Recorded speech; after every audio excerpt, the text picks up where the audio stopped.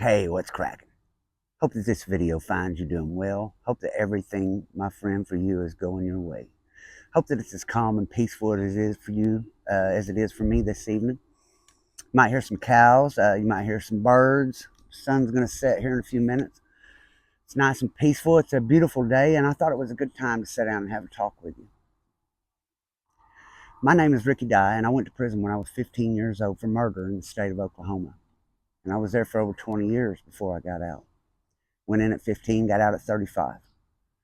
Can't do anything about what I did to go there. The crime I committed, the mistake I made, is the single greatest regret of my life.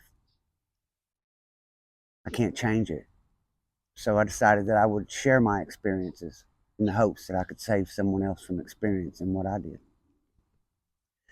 Generally, I get on here and tell stories about my experiences in prison and things I've learned from it, things that have helped me through my life to continue to be happy, even though my life has been pretty rough.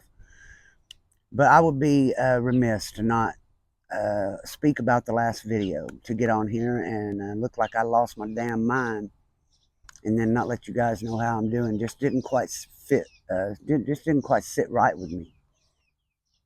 I want to thank every one of you guys who have reached out to me through the comments, through Messenger, by texting my phone or giving me a call. All you guys have checked on me. It's very hard to stay down when you have so many people rooting for you. When you're out on the court or on the field and you got the crowd behind you and people rooting you on and you believe you can do anything. And that's what I've pretty much built here. I've built a family of friends that support me and they want to see me do well. And you guys have shown it. And it's hard to stay down when you have friends like you. So thank you guys, every one of you. In this video, I want to give a shout out to the McLoud Police Department. I know that might sound a little crazy coming from a guy who was in prison for 20 and a half years, and most people like me hate the police, hate every guard, hate every police. But unlike those people, I believe that the police and that the officers, they must exist. I know what I did was wrong, and I knew I had to be punished for it. And I wouldn't expect it to be any other way. But the last video, I talked to you about the way my doctor had done me. I asked you guys to go and give him 1 star. And a bunch of you guys did. And I want to say thank you for that. All you guys that did it, I see you. I see you on there. I know you've done it for me. And if you haven't done it yet, I hope that by the end of the video you will. And I'll tell you why. So when all that stuff happened, I'm not mad at my doctor because he didn't give me a prescription of Ativan. Let me say that first. I do have a documented need for it. The emergency room when I went the first time told me to go get them filled. They told me when I came back, why hadn't I got them filled instead of coming up there and having them give me an IV to give me a shot of Ativan that cost over $1,000. You go to the emergency room, all they do is they give me something to stop me from throwing up, give me a shot of Ativan that calms my nerves down. I quit throwing up, they send me home. But it costs a little over $1,000 for that. Well, $1,400. I say a little over, almost 50% more. It costs about $1,400 to go to the emergency room and get a shot of Ativan. If the doctor fills a prescription, it costs me $4. I wasn't asking him to give me a full script of Ativan. I wasn't asking for 30 pills. I wasn't asking for enough to go sell. It was obvious to the world that I was in crisis. Anyone who watched that last video, you know I wasn't in my right mind. I was not my normal self by any means. I'll go back and watch that video now. I cannot believe I acted that way. I can't believe that I talked like that and put it up for you guys to see. I wonder why I even felt like that. And that's how it is with bipolar. I was in a manic state. And I was trying to get them to give me 8 or 10 pills so I could snap out of it. I just wanted them enough to give me 2 or 3 to take for today, 2 or 3 through tomorrow. Would help put me back, bring me back down to earth, help me sleep, pick my appetite back up. I lost a lot of weight this week again, and I couldn't really afford to. And it's all for my mental health. I fired that doctor, and I have a new one for the end of the month, and I'm getting into a psychiatrist soon. They're getting me in one real quick. But that doctor wasn't going to be able to get me into one until July. And he promised he would help me between here and there.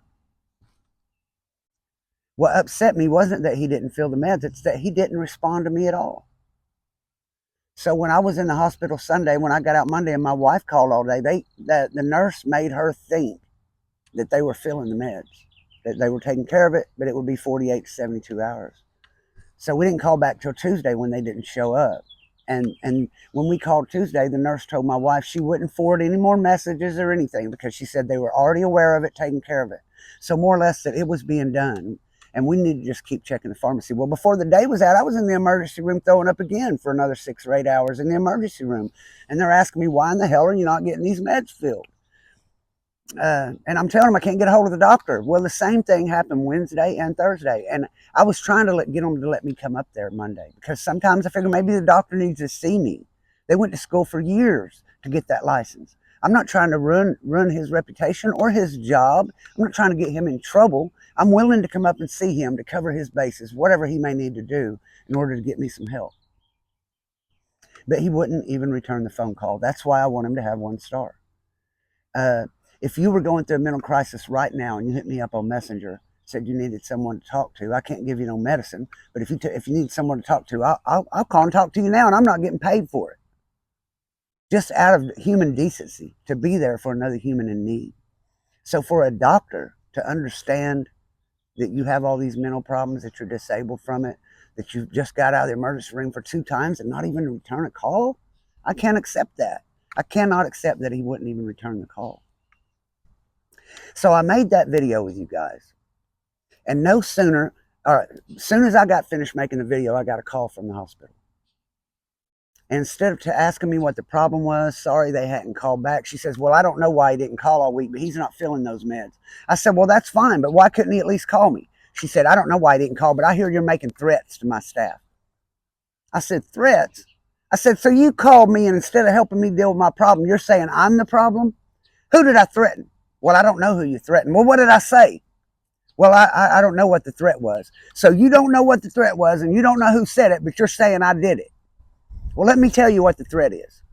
I just made a video, and I'm going to get you 1,000 1-star reviews by Friday. That's a threat. And it's not a threat, it's a promise. And I hung up on her. And I posted that video. No sooner than I posted that video, I was sitting on the couch trying to calm down, smoking that bowl of weed I told you I was going to smoke. And the bam, bam, bam, my door hard knocks. I get up and I go to the door, and the fucking police are at my house. Now, let me tell you, you see it on the news all the time.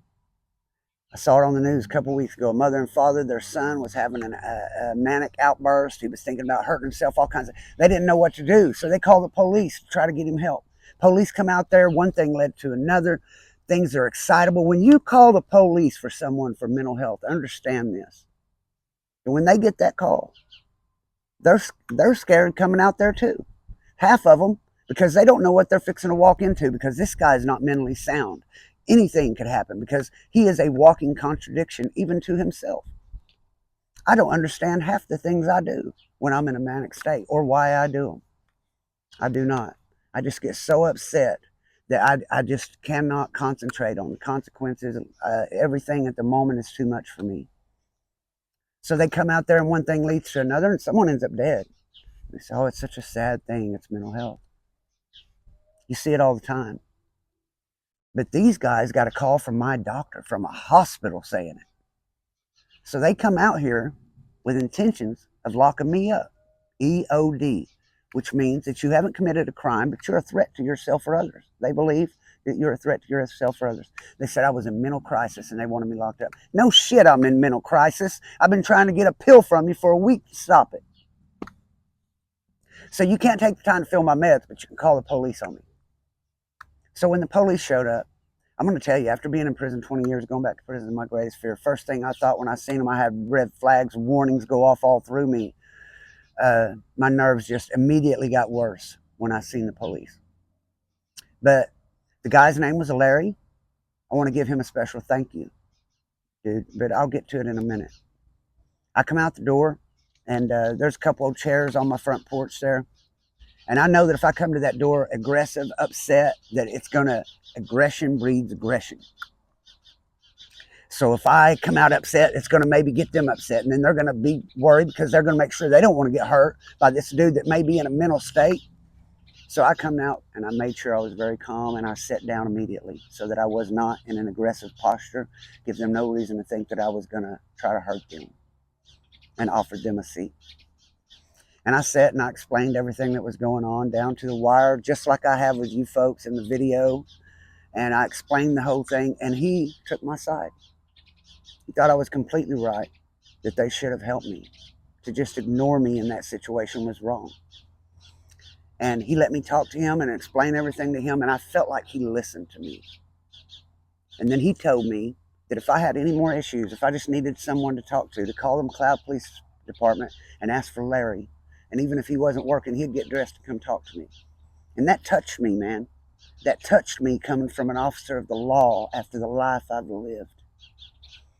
And he left, and I went in there and sat down on my couch, and I smoked that bowl, and he had the same effect on me that an Ativan does. The same effect I get from the pill, the calming effect. Larry did that for me because he listened to me. I was in a mental state where it felt like no one cared what I had to say or how I was feeling. And the fact that he sat and listened to me changed everything for me. So I went back in and I sat down and I got high and I started watching wrestling. And I felt like I had snapped out of my manic phase just from talking to him, from being listened to, from being heard, from all you guys commenting, feeling like you had my back, seeing you guys post those 1-star reviews for those guys. You mattered to me. You guys made a difference. You pulled me out of a hole. So I'm sitting there trying to feel better. Police come back to my house. This time it's Larry and another guy.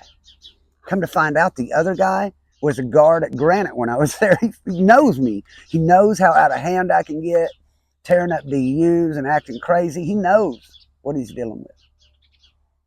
But he brought Larry with him because Larry has done spoke up for me. So what happened is, after they left the hospital, that staff, Edmund Integris Hospital, Jacob Tipps, TIPPS, Edmund Integris Baptist Hospital in Edmond, giving 1 star for me because no one else deserves to go through it. I pray to God no one else goes up there with my problem, ends up with that doctor, because next time it might not be so lucky. Maybe next time it does end up on the news. To just avoid someone in mental crisis is indecent as a human, let alone as a personal doctor. He should not be in that position. So they watched the video, and they watched the video I posted. They called the police station back and told them they needed to watch minutes 26 through 35 and lock me up. So they got the McLoud Police Department up there watching my videos, and they come back down here. And Larry come with him because he's trying to help me. And this other guy ends up, I knew him from Granite, a guard at Granite. I didn't know, but he got away from it because he felt it was wrong the way they mistreated the inmates at times. He just didn't feel right about the way things were. So he said he got away from it and became an officer here in McLoud instead. Well, I thank God that it was these guys. Because that guy from Granite, he said, Ricky Dye, I know you. I know how you are. But what they should not have done you that way. Should have at least called you back, told you they couldn't give you the medicine so you could do something else. Said, but you do not strike me as EOD. I don't see you going to hurt anybody. I don't see you hurting yourself. He said, I think that you have hurt their business, and that's the problem. So they actually took my side. They know that I'm not about to hurt nobody or myself. I told them I'm locked in my house. My point was, everyone is not blessed to have a home to go lock themselves in and a wife to answer the door and keep everybody away from you while you deal with it. Everybody don't have that. Some people have no choice but to interact, and they're incapable of doing it in a good fashion. So I feel like that doctor's office literally put my life in danger. I feel like they literally were a threat to my life. They could have got me killed. What if it would have been 2 gung-ho officers instead of these 2 officers? What if they would have come out here? What if one of them was looking for a chance to put somebody down, to show that this criminal, he thinks he's tough because he's in prison 20 years, I'll slam him? Or because if they would have done that, if they would have came at me that way, in the mind frame I was in, I definitely would have fought them. And I wouldn't be making this video today. The only reason I'm making this video today is because of the professionalism in which the McLoud Police Department handled me when I was in a manic state. So I fired that doctor. I don't have a doctor. I still haven't got my meds. I've just been smoking weed, looking at you guys' comments. I want you to know it's very important to me to answer every comment. But I want you also to know that there's over 3,000 subscribers now. And when I post a video, a lot of comments come up there, and my mind hasn't been in a good place. If I have not answered your most recent comment, or if it takes me a little while, please do not feel slighted. I do appreciate it very, very much. I do read them. I have read what you had to say. If you took time to write it, I've read it, I promise you. But there are a lot of comments, and I've been in a bad place, and I just haven't got back to those comments yet. But I promise you, if you've took the time to make a comment, I will take the time to answer it. In my next videos, I have some videos lined up for you guys that some of you guys describe as bangers. I think I have some really interesting stories to tell you, but I just didn't feel right sitting here laughing, telling a story when you guys know that my head's in another place. But I am feeling much better. I want you to know I'm on my way back. I ate yesterday and I'm eating today, and I feel too thin to win, too light to fight, but I'm mean, baby. Shit, so it's gonna be all right. But I have a very busy day tomorrow. I probably won't be able to answer comments tomorrow, but I do appreciate you guys making them. I will get to them. But it's Tuesday, tomorrow's Wednesday. I'll be busy all day Wednesday. Thursday, I'm going to be answering comments all day, and I'll have up a new video. And it will not be about all this bullshit. It'll be a banger, baby. So in the meantime, I want to thank every one of you guys. I can't give one specific shout out because I appreciate you all. If you're sitting there at home and you don't have the money to become a rider or dyer, or you'd like to buy a shirt but you can't afford to support it right now, you just don't have it, man, if you're sitting here watching this video, you're helping me, brother.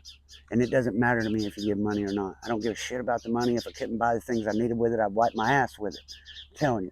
I appreciate it when people go out of their way to give it to me if they can afford to. Of course, who wouldn't appreciate that?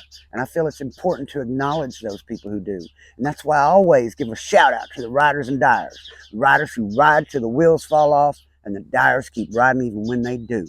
But if you don't have the money to give that little bit for that, it's okay, man. If you have hit like on that video, if you've watched the videos, you've done enough. And I appreciate you for it. I hope I see each and every one of you guys in the next video. Until then, may God bless, keep, and protect each and every one of you and yours. Peace out.